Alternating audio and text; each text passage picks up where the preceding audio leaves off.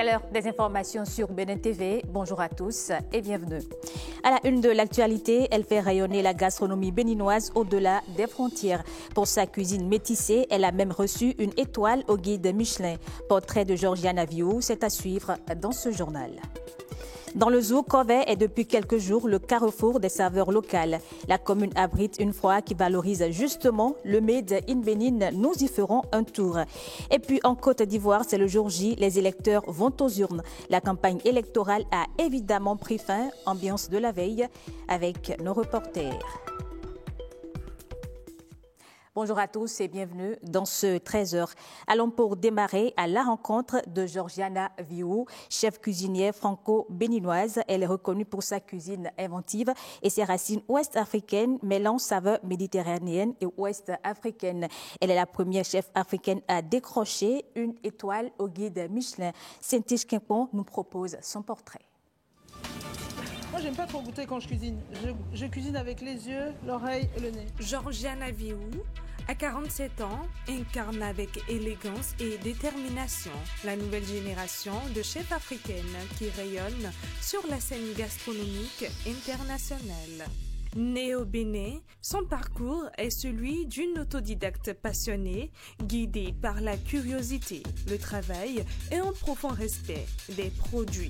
Installée en France depuis plusieurs années, Georgiana Viou s'est imposée comme une figure incontournable de la gastronomie contemporaine.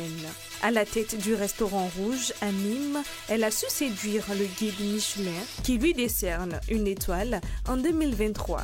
Une reconnaissance historique pour une chef béninoise. Son univers culinaire se nourrit d'un double héritage, les traditions béninoises revisitées avec modernité et les techniques françaises sublimées par des touches d'Afrique. Mais au-delà des saveurs, Georgiana Viou défend une vision, celle d'une cuisine identitaire, sincère et ouverte sur le monde. Elle se veut ambassadrice du Bénin à travers ses assiettes, tout en rendant hommage à la puissance des femmes africaines qui, comme elle, nourrissent et inspirent. Autrice du livre « À la table de Georgiana », elle y partage son histoire, ses recettes et sa philosophie culinaire entre racines et voyages. À travers son parcours, Georgiana Viou devient une source d'inspiration pour toute une génération de jeunes chefs africains et pour ceux qui croient en la force du métissage culinaire. Et puisqu'on parle de saveurs, on prend la direction de Covey pour la 9e édition de la foire Les saveurs locales du Zou. Elle est une initiative de la communauté des communes du Zou, du département des Hauts-de-Seine et du Bénin. Objectif, valoriser le talent béninois. C'est l'esplanade de la gare routière de Covey qui accueille les exposants Pierrette Adanyossi et Kandel Capo.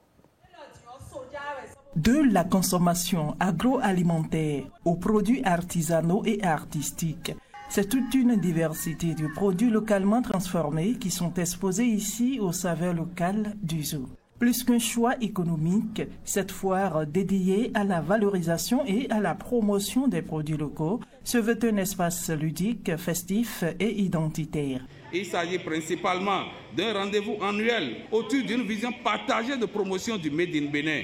Notre ambition, en un mot, est la création d'un écosystème qui favorise le développement des entreprises solidaires, pourvoyeuses de revenus pour les ménages et de contributions fiscales pour le développement des collectivités locales en particulier et pour tout le Bénin en général.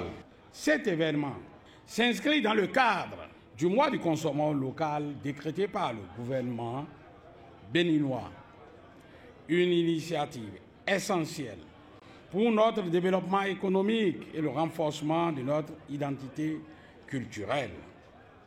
Que ce soit les produits transformés ou encore les spécialités culinaires de notre région, chacun de ces trésors reflète notre savoir-faire et notre identité. Les saveurs locales du Zou, c'est bien plus qu'un simple rendez-vous d'échange. Elles représentent un symbole de dynamisme collectif qui unit les communes, les producteurs, les transformateurs, les jeunes entrepreneurs, les autorités locales et les partenaires. Depuis 8 ans, nous avons accompagné plus de 700 producteurs agricoles, 400 productrices de soja, de manioc, de maïs, soutenu 500 productrices de produits identitaires du zoo comme Afritin, le Lio ou le Mionganvi que nous aimons tous. Et nous avons formé environ 160 éleveurs de volailles locales.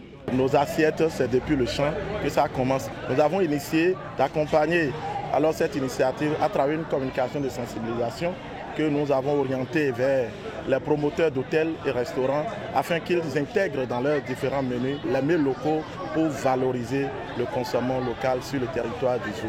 Au menu de ce grand rendez-vous, aussi bien culturel que culinaire, des expositions vente des produits faits exclusivement dans le zoo, des formations en restauration, des concours en art culinaire et de la musique traditionnelle. Des panels de discussion sur la valorisation des produits locaux sont également prévus à cette foire exposition-vente du mois du consommant local. Dans le même temps, la 6e édition de la foire interdépartementale du mois du consommant local du Borgou et de l'Alibouri est lancée. Thème investissement agro-industriel, valorisation des savoir-faire locaux et accès au marché. Elle est comme à Covey une occasion pour les forains de faire la promotion des produits locaux. Ikilu Rugunsoro et Giscard Rakovi. 5 produits locaux sont à l'honneur lors de cette foire interdépartementale du mois du consommant local. Pendant une semaine, plus de 100 forains vont animer les stands dédiés à la promotion des produits made in Bénin à Parakou. Une attention particulière a été portée à 5 produits phares de notre pays, notamment le poulet, le manioc, le miel, le sésame et le secteur des cosmétiques. Durant cette semaine, les stands que vous découvrirez ne seront pas de simples vitrines commerciales. Ils seront des reflets de notre ingéniosité, de notre savoir-faire et de notre identité. Cette foire est donc une opportunité pour les populations de se réapproprier l'économie locale à travers les produits exposés par les forêts. Cette initiative vise l'accompagnement des entreprises exerçant dans la production et la transformation des produits locaux. Elle constitue un espace d'échange commerciaux. Nous travaillons main dans la main avec le ministère de l'Industrie et du Commerce, notamment à travers notre projet Cascade, mis en œuvre en consortium entre CARE International et GAIN. Et ce partenariat met en lumière l'importance du secteur privé comme véritable pilier de la transformation agroalimentaire. Venus de plusieurs localités du Bénin, les forains espèrent réaliser de bonnes affaires à cette 6e édition de la foire du consommant local. Vous avez le thé Timo, qui est un régulateur hormonal, et également pour le stress, les difficultés à s'endormir. Promoteur de la marque de liqueur qu'on appelle Alors Soto. Alors Soto, c'est une liqueur locale faite à base du vin de palme distillé, aromatisé par des épices, différentes épices. Pendant 8 jours, les populations de Parakou et environ sont invitées à l'esplanade du marché Zongo pour découvrir le génie des PME locales. Les épreuves de l'examen du certificat de qualification au métier CQM section d'octobre 2025 démarrent dès ce lundi. Dans le département du Zou, où tout est prêt, plus de 5000 candidats sont inscrits. Le délégué interdépartemental de la Chambre des métiers de l'artisanat du Zou donne les précisions au micro de Pierrette Anayossi. Nous avons 5250 candidats, 11 centres de composition. On a des candidats dans les 8 branches de métier. Ça commence le lundi. Ils vont composer dans 52 métiers. Nous avons la coiffure tresse, nous avons la haute couture, couture homme, couture dame. Nous avons la construction métallique, le ferraillage, nous avons les peintres bâtiments, nous avons les mécaniciens automobiles, les mécaniciens de roues. Ils vont aussi composer dans l'informatique. Ceux qui font GSM aussi vont composer. Les menuisiers, les charpentiers, les coffreurs, Eux tous, ils vont composer les caroleurs. Ceux qui sont dans la restauration.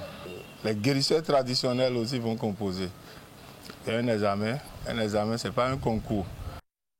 Et puis au sport, les Amazones du Bénin ont rencontré les Nigérianes hier à Lomé. Elles ont malheureusement courbé les chines. On fait le point avec Bruno Swali et Augustin Boudou.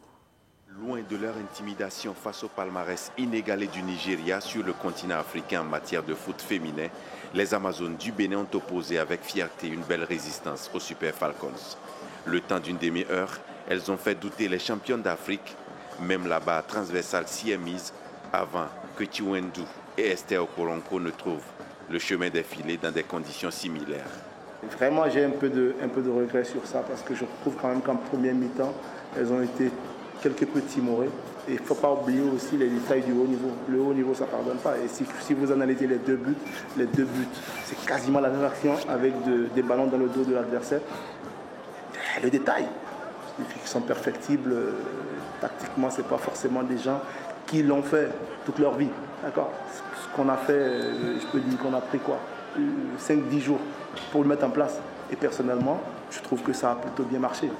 Voilà. À part ces détails-là et la finition. Dans cette première mi-temps, les Amazones n'ont pas été moins dangereuses que leurs adversaires. L'inévitable Romaine Gandono chauffe les gants de la gardienne nigériane, puis trouve à son tour le poteau.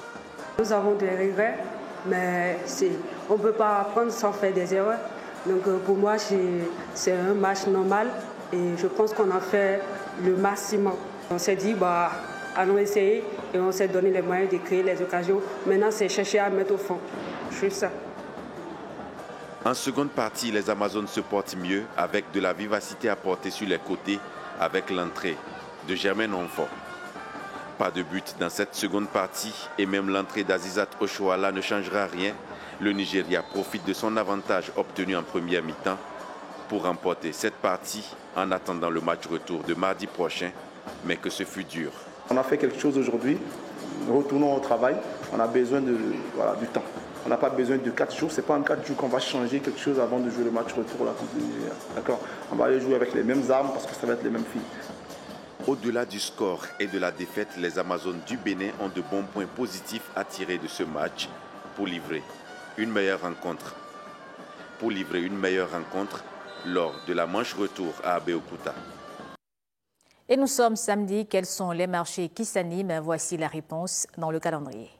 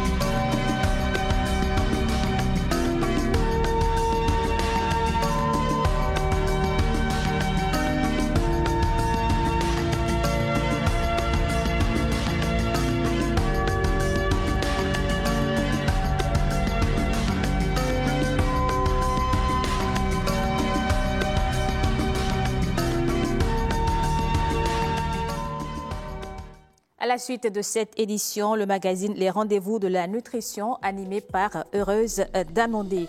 À 13h45, en nouvelle diffusion, la série Suite Diva.